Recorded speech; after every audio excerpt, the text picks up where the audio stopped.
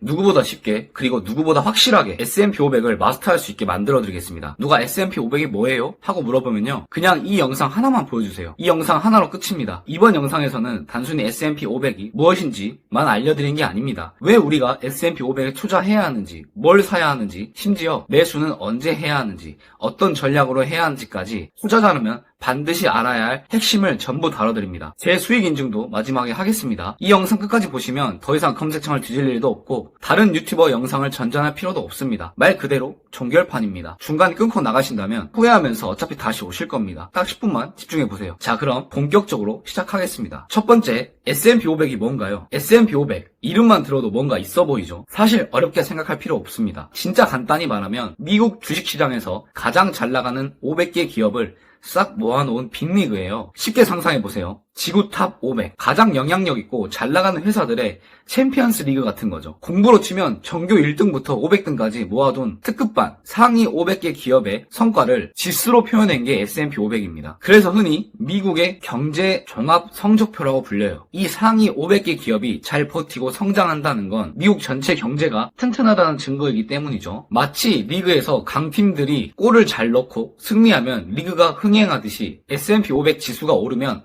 미국 경제가 잘 돌아가고 있구나 하고 해석할 수 있습니다. 반대로 S&P 500 지수가 주춤하거나 떨어진다면 경기가 힘들다, 뭔가 문제가 생겼다는 신호로 볼 수 있는 거죠. 그리고 중요한 포인트 하나, 미국 경제가 튼튼하면 거기서만 끝나지 않습니다. 미국은 세계 경제의 엔진 역할을 하기 때문에 미국이 잘 나가면 전 세계도 같이 활기를 띱니다. 반대로 미국이 흔들리면 다른 나라 시장들도 줄줄이 영향을 받아요. 즉, 여러분이 뉴스에서 오늘 S&P 500 지수 상승이란 말을 들으면 단순히 미국만 잘 나가는 게 아니라 지금 세계 경제 전체가 긍정적인 흐름을 타고 있구나, 이렇게 이해하셔도 됩니다. S&P 500의 또 다른 특징이 있는데요. 이 지수는 단순히 500개 기업을 쭉 늘어놓고 평균을 낸 게 아닙니다. 바로 시가총액 가중 지수예요. 무슨 말이냐면 기업의 규모, 몸집이 크면 클수록 지수에 미치는 영향력이 훨씬 크다는 겁니다. 예를 들어 애플, 마이크로소프트 같은 슈퍼스타 구단이 있다고 해볼게요. 얘네가 골 하나만 넣으면 경기 판도가 확 뒤집히듯이 지수 전체가 크게 출렁인다는 겁니다. 반대로 작은 기업이 아무리 선전해도 S&P 500 리그 성적에는 큰 변화가 없는 거예요. 잘 싸웠다 정도의 의미만 있을 뿐 판세는 흔들진 못합니다. 실제로 S&P 500에서 상위 10개 기업이 차지하는 비중만 해도 무려 30에서 40% 가까이 됩니다. 쉽게 말해 500개 중 10개 기업이 이 S&P 500의 절반을 좌지우지한다는 거예요. 애플, 마이크로소프트, 구글, 아마존, 엔비디아 이런 기업들이 바로 캐리를 해주는 구조입니다. 이들의 몸값이 워낙 크다 보니까 한번 움직일 때마다 지수 전체가 따라 움직이는 구조예요. 그래서 차트를 볼 때 오늘 S&P 500 지수가 떨어졌네? 하면 대부분은 이런 빅테크나 상위 기업이 주춤한 경우가 많습니다. 반대로 지수가 미친 듯이 날아간다? 그럼 거의 확률 90%는 빅테크가 불붙은 상황이라고 보시면 됩니다. 최근 몇 년 동안 S&P 500을 끌어올린 1등 공신도 애플이나 엔비디아 같은 빅테크였죠. S&P 500은 500개 기업이 공평하게 한 표씩 갖는 구조가 전혀 아니라는 겁니다. 덩치가 크면 클수록 영향력이 몇 배는 커지는 구조예요. 그래서 투자할 때도 전체가 오른다라는 단순한 생각보다는 빅테크 아니면 상위 기업들이 어떻게 움직이는가를 보는 게 훨씬 더 중요합니다. 이 포인트를 꼭 기억해 두셔야 돼요. S&P 500이 또 하나 재밌는 게 있는데요. 많은 분들이 한 번 들어가면 평생 S&P 500 아니야? 라고 생각하기 쉬운데 사실 전혀 그렇지 않습니다. S&P 500의 구성은 고정이 아니에요. 이게 무슨 명예의 전당처럼 영구적으로 남는 자리가 아니라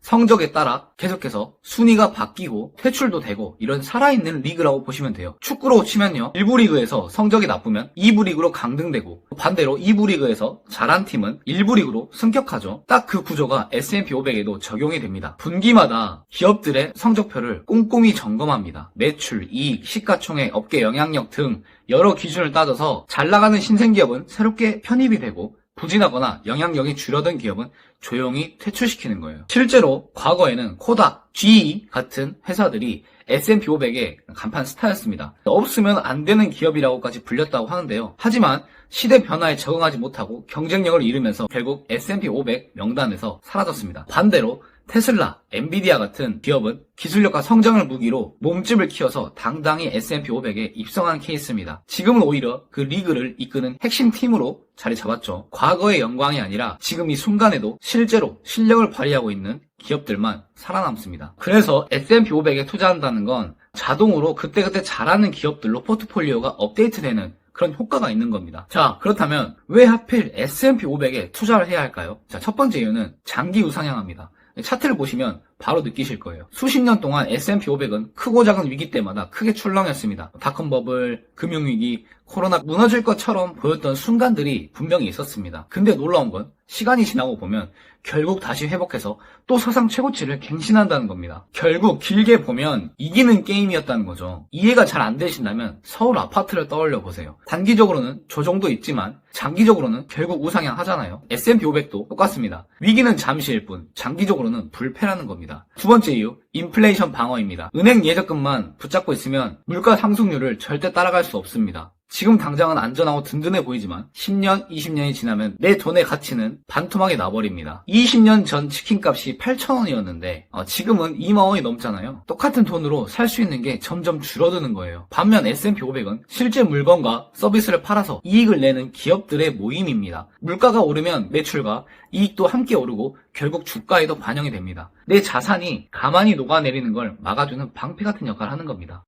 자, 세 번째 이유는 복리 효과인데요. 많은 사람들이 이 부분을 가볍게 생각하는데 사실 복리가 투자의 핵심이자 마법이에요. 처음 몇 년은 별 차이가 안 나 보여도 10년, 20년, 30년이 쌓이면 그 격차는 상상 이상입니다. 연평균 8% 수익률로 30년 굴리면 원금이 10배가 넘습니다. 투자자들이 흔히 하는 시간이 돈을 벌어준다는 말, 바로 이 복리 효과 때문에 나오는 겁니다. 네 번째 이유, 자동 분산 효과입니다. 애플, 마이크로소프트, 구글, 아마존 같은 세계 최강 기업들을 한 방에 500개나 담을 수 있습니다. 개별 종목을 하나하나 분석하고 매번 사고팔며 머리 싸맬 필요가 없어요. 이미 잘하는 팀만 모아놓은 리그라서 그 자체로 강력한 분산 투자가 되는 거죠. 게다가 앞서 말씀드렸듯 성적이 안 좋은 기업들은 자동으로 퇴출시키고 새로운 강자가 들어옵니다. 내가 따로 리밸런싱할 필요가 없는 셈입니다. 시스템이 알아서 업데이트 해주는 거예요. 워렌 버핏은 아내에게 내가 죽고 나면 S&P 500에 내 모든 자산을 투자하라 라고 했다고 합니다. 정리하자면 S&P 500은 장기 우상향, 인플레이션 방어, 복리 효과, 자동 분산 이 네 가지가 동시에 들어가는 거의 완벽에 가까운 투자 자산이라는 겁니다. 자, 그러면 S&P 500 좋다 하는 건 알겠는데 S&P 500을 어떻게 사요? 라고 물어보실 수 있죠. 방법은 생각보다 간단합니다. S&P 500을 메이저리그로 치면 이 메이저리그 경기를 전체를 볼 수 있는 시즌권을 사는 거랑 똑같거든요. 그 시즌권의 이름이 바로 ETF. ETF 뭐 어렵게 보이실 수도 있는데 너무 어렵게 생각하지 마세요. 자, 한마디로 주식처럼 사고 팔 수 있는 펀드를 뜻합니다. 보통 펀드라고 하면 은행이나 증권사에 가입해서 오래 묶어두는 느낌이지만 ETF는 그냥 주식 종목처럼 클릭 한 번으로 사고 팔 수 있습니다. ETF를 사면 그 500개 기업에 자동으로 투자하는 효과가 생기는 겁니다. 애플, 마이크로소프트, 구글을 따로 안 사고 그냥 시즌권으로 다 담아버리는 거죠. 대표적인 S&P 500 ETF에는 뭐가 있을까요? 첫 번째, SPY. 이 세계 최초의 ETF이고 지금도 거래량이 가장 많습니다. 전 세계 ETF 시장의 원조라고 할 수도 있습니다. 유동성이 뛰어나서 사고팔고 하기가 좀 쉽고 단기 매매에도 유리한 편입니다. 근데 좀 보수가 0.09% 정도로 다른 ETF에 비해서 좀 살짝은 높은 편이고 배당은 약 1%대 정도 나오고 있습니다. 자, 두 번째는 VOO인데요. 장기 투자자들이 가장 좋아하는 ETF입니다. 보수가 0.03%로 거의 최저 수준이라 꾸준히 적립식으로 모아가겠다 하는 분들에게는 좀 좋은 것 같아요. 배당은 약 1%대 수준이고 장기 투자 시에 관리 비용이 낮은 게 큰 장점입니다. 가성비 갑입니다. 자, 세 번째는 IVB라는 ETF인데요. 이것도 보수가 0.03%로 낮은 편이고 운용 규모가 어마어마합니다. 안정성은 보장되어 있고 거래도 활발히 이루어지고 있어요. 배당도 1%대 수준입니다. 네 번째는 이제 SPLG라고 하는 ETF인데 저가형 ETF입니다. 주당 가격이 낮아서 소액으로도 진입하기가 쉽다라는 그런 장점이 있죠. 입문용으로 딱 좋은 것 같아요. 또 궁금하실 포인트가 국내 주식에는 살 수 없나요? 라고 물어보실 수도 있는데 당연히 살 수 있습니다. 굳이 해외 증권 계좌를 열지 않아도 돼요. 국내 증권사에서도 코덱스, S&P 500 그리고 또 타이거 S&P 500 같은 ETF가 상장되어 있어서 원화로도 바로 매수할 수 있습니다. 해외 주식이 좀 부담스럽다면 국내판 S&P 500 ETF를 사면 되는 거예요. 정리하자면 미국 시장에서는 SPY, VOO, IVV, SPLG 등이 있고 북미 시장에는 타이거 S&P 500, 코덱스 S&P 500 이렇게 준비되어 있습니다. 투자 기간, 스타일, 자금 규모에 맞춰서 골라서 들어가시면 됩니다. 자, 그럼 이렇게 또 물어보실 수도 있죠. S&P 500의 ETF 종류가 좀 많은 것 같아요. 뭘 골라야 될지 모르겠는데 어떻게 골라야 되죠? 사실 너무 복잡하게 생각하실 필요 없습니다. 딱 두 가지만 보시면 돼요. 첫 번째, 거래량. ETF도 결국 주식처럼 사고 파는 상품입니다. 거래량이 많아야 내가 사고 싶을 때 원하는 가격에 쉽게 사고 팔고 싶을 때 바로 팔 수 있어요. 만약 인기 없는 ETF를 고르면 거래가 뚝 끊겨버려서 원하지 않는 가격에 급하게 팔아야 하는 그런 불상사도 생길 수 있습니다. 리그로 치면 관중석이 꽉 차야 경기가 흥행하는 것처럼 거래량이 많을수록 ETF도 안정적으로 굴러갑니다. 그래서 얼마나 많은 사람들이 실제로 쓰고 있냐, 이게 정말 중요한 기준입니다. 자, 두 번째, 보수. ETF는 일종의 시중권이라 회비가 좀 빠져나갑니다. 그게 바로 보수죠. 장기 투자자일수록 보수가 얼마나 낮은가를 꼭 따져야 합니다.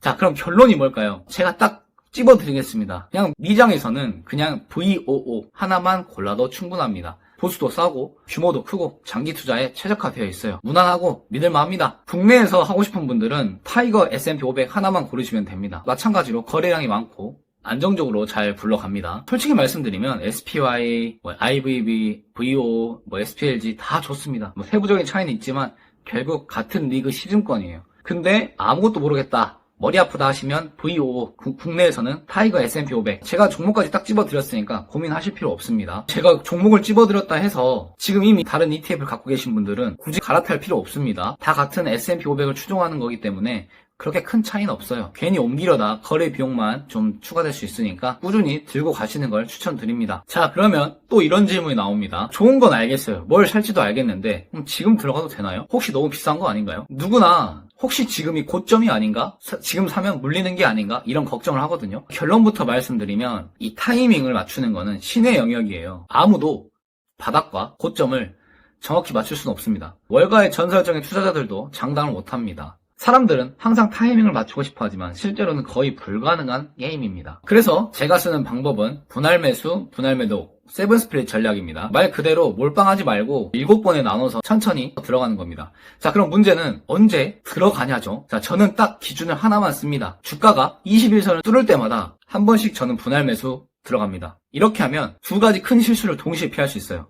너무 고점에서 한 방에 사버리는 위험을 줄여줍니다. 둘째, 무한정 물타기만 하는 함정에도 안 빠집니다. 즉 중요한 건 타이밍을 맞추기보다 꾸준히 분할해서 들어가기가 중요하다는 거예요. 시장을 예측하려고 애쓰기보다 미리 정한 시스템으로 대응을 하는 게 훨씬 더 현명합니다. 그리고 더 큰 그림에서 보면 사실 언제 사느냐보다 얼마나 오래 버티느냐가 훨씬 더 중요하기 때문에 그래서 더 분할 매수, 분할 매도를 해야 된다는 거예요. 앞에서 보여드린 것처럼 S&P 500은 닷컴버블, 금융위기, 코로나 같은 위기 때마다 출렁거렸지만 결국 다시 올라서 사상 최고치를 또 갱신합니다. 단기적으로는 공포와 조정이 있지만 장기적으로는 우상향이라는 흐름을 이어왔다는 거죠. 제 생각에는 S&P 500은 무조건 오르거든요. 오르기 때문에 단타 치는 것보다 내 자산을 올린다라는 느낌으로 아파트처럼 묻어둔다라는 생각으로 단기 하락 시에 계속 매수를 하면서 모아 가시는 것을 추천드립니다. 자, 이제 오늘 영상 깔끔하게 정리해 보겠습니다. 오늘 영상에서 우리는 S&P 500이 뭔지, 왜 투자해야 하는지, 무엇을 사야 하는지, 또 언제, 어떻게 사야 하는지 투자자라면 반드시 알아야 할 핵심들을 전부 다뤘습니다. 결국 답은 생각보다 단순합니다. 거래량이 많은 ETF, 보수 낮은 ETF, 꾸준히 분할 매수, 분할 매도 전략, 그리고 흔들리지 않는 장기 투자. 이 네 가지만 지켜도 누구든 계좌를 안정적으로 성장시킬 수 있습니다. S&P 500은 어차피 올라요. 단기 하락은 있을지언정 S&P 500은 결국에는 이 위기를 극복해냅니다. 그리고 제가 말씀드린 전략으로 실제 투자에서 쌓아온 수익 인증은 아래 고정 댓글에 있는 블로그 링크에서 확인하실 수 있습니다. 블로그에는 영상에서 미처 하지 못한 이야기들을 구체적으로 정리해뒀으니까 끝까지 궁금하신 분들은 꼭 참고해보세요. 자, 어쨌든 중요한 건 이겁니다. 아무리 좋은 전략과 정보도 생각만 하면 아무 일도 일어나지 않는다는 거예요. 당장 내일이 되면 S&P 500을 하나 사십시오. 소액이라도 괜찮습니다. 일단 저질러 봐야 합니다. 여러분의 성장을 늘 응원하겠습니다. 오늘 영상 끝까지 봐주셔서 감사하고 도움이 되셨다면 구독과 좋아요 한번 부탁드리겠습니다. 다음 영상에도 꼭 함께 해주세요. 인생 파이팅 하십시오.